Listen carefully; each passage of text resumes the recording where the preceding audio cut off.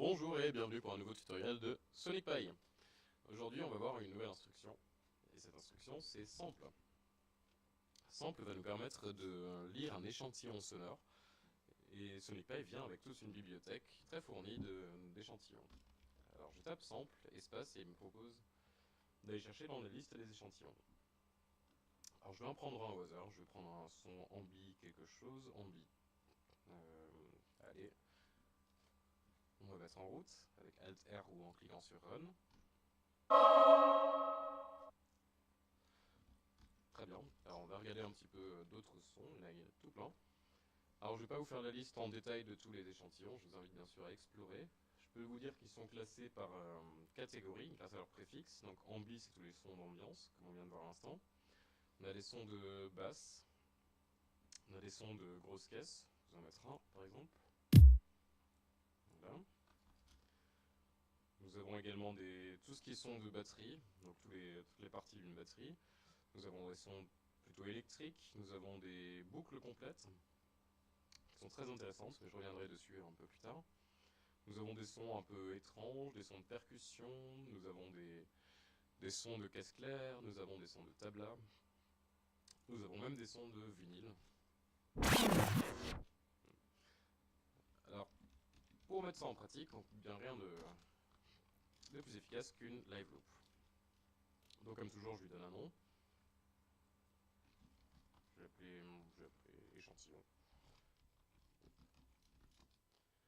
Je vais mettre un sample dedans.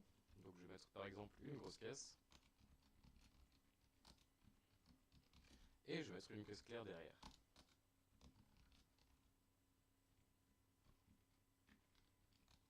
Allez.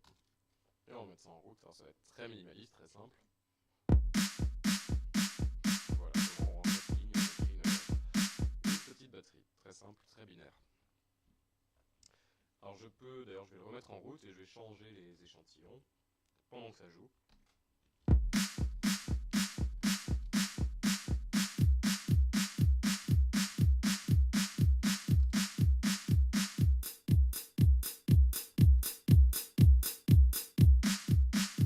Voilà, donc c'est quelques instructions très simples, on peut déjà improviser des petites batteries.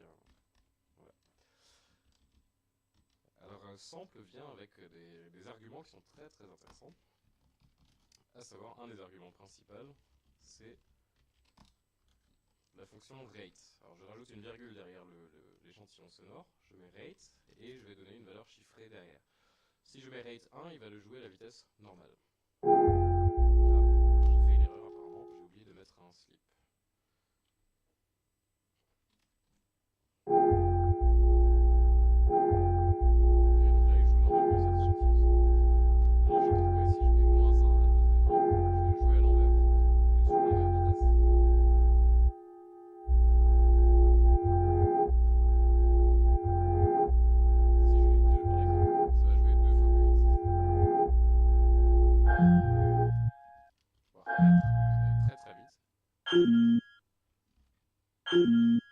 Ou si j'utilise une valeur inférieure à 1, ça va donc ralentir la vitesse de lecture.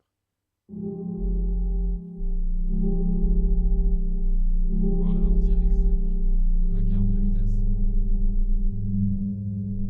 Donc là on arrive dans des notes très graves, vu comme il réduit la vitesse, la fréquence baisse également.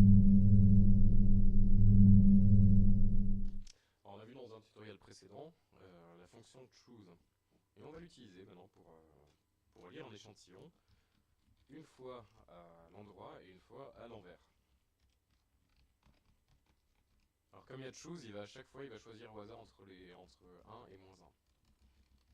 On va changer d'échantillon. Et on va mettre par exemple, qu'est-ce qu'on pourrait mettre le son du vinyle, tiens, de scratch. Alors je vais baisser un peu le temps du clip pour qu'il n'y ait pas de pause entre les deux.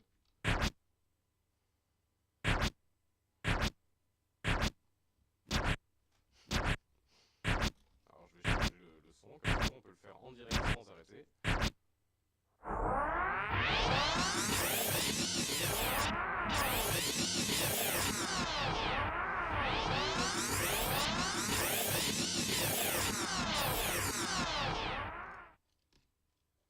boucles comme elles sont longues, je vais ralentir je vais rallonger le temps de pause. Donc on va mettre un slip à 8, on va utiliser une loop tabla et toujours on va choisir de lire soit dans un sens normal, soit à l'envers.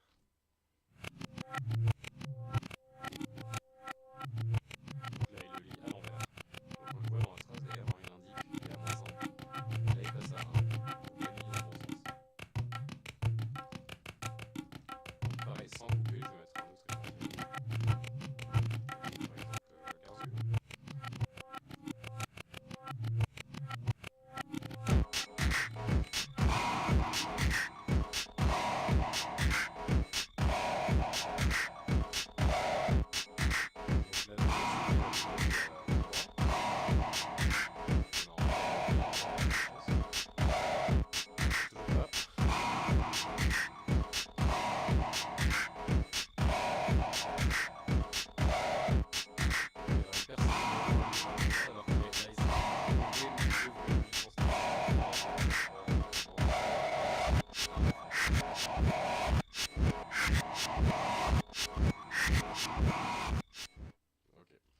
Alors c'est l'introduction un petit peu sur la fonction sample. Elle est bien plus complexe que ce qu'on a vu dans ce tutoriel, mais c'était juste une introduction sur ce sujet. Je vais quand même finir par vous présenter une fonction utile qui s'appelle puts. Et puts permet de sortir ce qui va être derrière puts dans la trace sur la droite. Et je vais rajouter derrière sample duration, double point, loop Garzul par exemple. Je vais enlever ça. Alors ce qui va se passer, c'est que sample duration, il va nous dire dans la trace la durée de l'échantillon. Donc si je l'exécute, on voit que sur la droite, il m'a mis 8.0. Ça signifie que l'échantillon loop Garzul dure 8 secondes. Alors vous allez dire pourquoi c'est utile de savoir la durée d'un échantillon. Bah, si on reprend ce que j'avais avant avec l'échantillon, je sais que donc si le loop Garzul il dure 8 secondes, je mets un slip de 8 secondes et du coup ils vont à chaque fois jouer exactement dans le temps. Donc il n'y aura pas de silence et il va compléter complètement le temps qu'il a devant lui. Voilà, bah c'était tout pour ce tutoriel et à très bientôt.